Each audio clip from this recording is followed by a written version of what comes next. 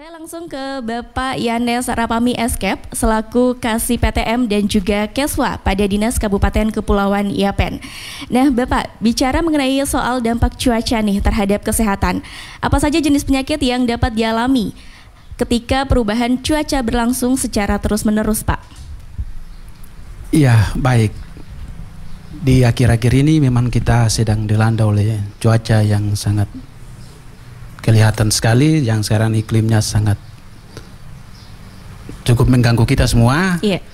Dan memang berdampak sekali untuk kesehatan, yang mana berbagai macam penyakit akan muncul, misalnya malaria dan juga penyakit-penyakit kulit lainnya, bisa juga tipes, itu akan bermunculan di tengah-tengah masyarakat.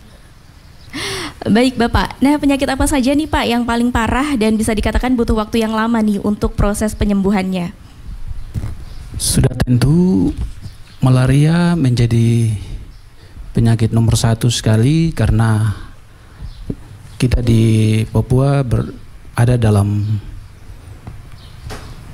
daerah tropis, dan ketika kejadian seperti begini pasti malaria itu butuh waktu lama sekali untuk sembuh. Dan juga bisa juga diare, dan ISPA juga termasuk dalam penyakit yang termasuk lama untuk kesembuhannya bisa dialami oleh setiap orang yang terkena penyakit tersebut. Iya, baik. Nah, gejala sakit yang timbul akibat perubahan cuaca nih Pak, umumnya sama atau adakah perbedaannya? Mungkin Bapak bisa menjelaskannya Pak. Ada perbedaan dari setiap penyakit. Ada juga gejala yang bisa sama dan ada juga yang bisa berbeda. Misalnya malaria. Malaria pasti ada demam-demam, kemudian panas. Juga tipes juga mengeluarkan gejala yang sama, demam dan disertai juga panas yang tinggi, yang terus-menerus terjadi untuk tipes. Dan kadang di ISPA juga bisa mengeluarkan gejala yang sama, ada demamnya karena ada batuk-batuk dan juga bersin, sehingga untuk pasien pasti mengeluarkan gejala yang sama. Jadi ada yang sama dan ada juga yang beda untuk setiap penyakit. Baik, nah baik Bapak, dengan perubahan cuaca seperti saat ini Pak, ini dapat menimbulkan penyakit menular tidak Pak? Kalaupun ada, apa saja Pak jenis penyakitnya? Iya, sudah pasti malaria juga pasti utama untuk penyakit malaria, dan juga ISPA itu termasuk dalam penyakit menular, sama juga tipes.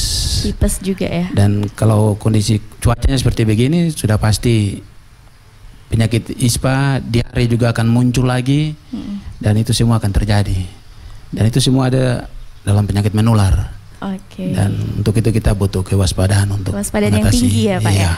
Baik, baik pendengar, untuk selanjutnya saya beralih ke Pak Yaprilson selaku Kasih Kesehatan Lingkungan, Kesehatan Kerja dan Olahraga di Dinas Kabupaten Kepulauan Yapen. Perubahan cuaca beberapa waktu belakangan ini menyebabkan beberapa penyakit muncul nih di masyarakat. Apakah kondisi lingkungan ini ikut berpengaruh Pak, bahkan menjadi faktor penyebab timbulnya berbagai penyakit?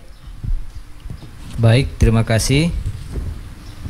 Berbicara tentang lingkungan berarti adalah segala sesuatu yang berada di sekitar kita. Apabila cuaca panas, maka lingkungannya tersebut juga akan panas, sehingga akan menyebabkan tubuh akan berusaha untuk menyesuaikan dengan kondisi sekitar. Nah, sehingga pada kondisi-kondisi ini daya tahan tubuh atau imunitas tubuh akan menurun, sehingga tubuh dapat mudah terserang penyakit. Nah, dalam kondisi cuaca panas, kita mudah terserang penyakit seperti diakibatkan oleh dehidrasi karena kekurangan cairan, seperti pusing, mual, dan serangan penyakit yang heat stroke, yang yaitu serangan cuaca panas yang sangat tinggi. Nah, kemudian pada kondisi hujan akan menyebabkan lingkungan menjadi basah, banyak genangan air yang memungkinkan tempat perindukan nyamuk untuk berkembang biak menjadi ada. Nah, kemudian tanah menjadi lembab sehingga bakteri dia akan menyukai tempat-tempat yang lembab untuk berkembang biak. Nah, pada kondisi lembab ini bakteri seperti contoh penyebab TBC dia akan mudah berkembang biak pada lingkungan-lingkungan yang lembab seperti rumah tanah yang lantai tanah dan lembab, dia akan mudah berkembang biak di situ. Demikian. Baik. Nah, kebersihan lingkungan nih Pak pada umumnya mencakup apa saja? Ya, baik.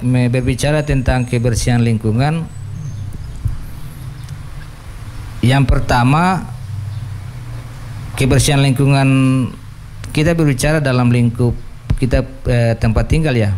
Yang pertama kita berbicara tentang luar rumah, berarti kita berbicara tentang kebersihan halaman, tidak adanya genangan-genangan air sehingga nyamuk tidak berkembang biak di situ.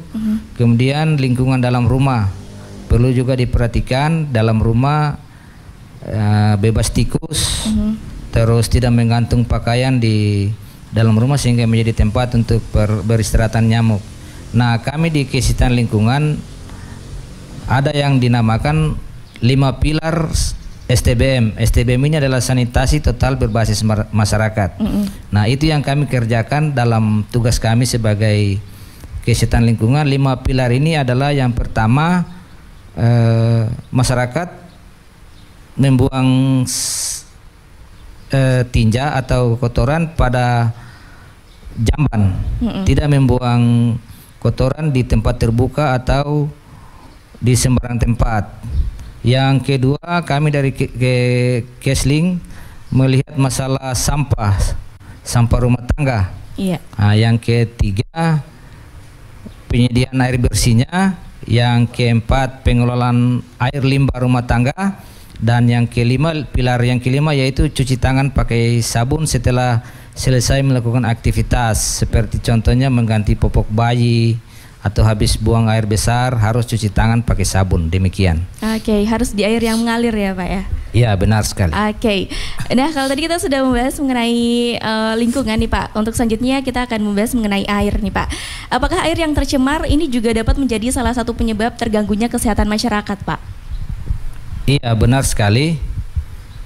Air adalah perantara untuk penyakit. Contohnya adalah diare, E. coli berkembang biak di air yang tercemar. Nah, musim penghujan mempengaruhi status atau akan menyebabkan orang akan mudah terkena penyakit, contohnya diare.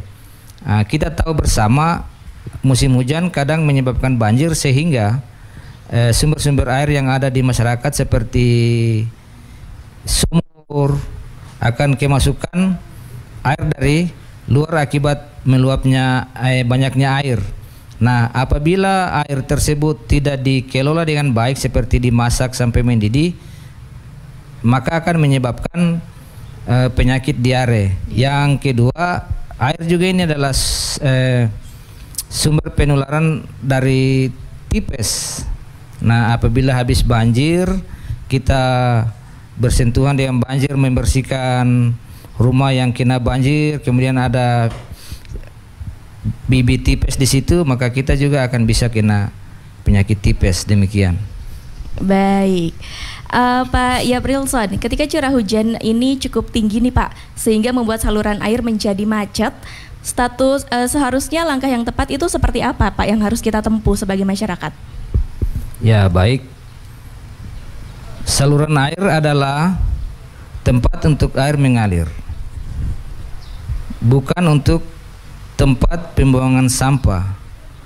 Nah, yang terjadi, saluran air kita jadikan sebagai tempat pembuangan sampah sehingga sampah-sampah tersebut menyumbat aliran-aliran air sehingga air tersebut tidak mengalir dengan bebas sehingga akan menyebabkan meluap dan memasuki pemukiman-pemukiman penduduk.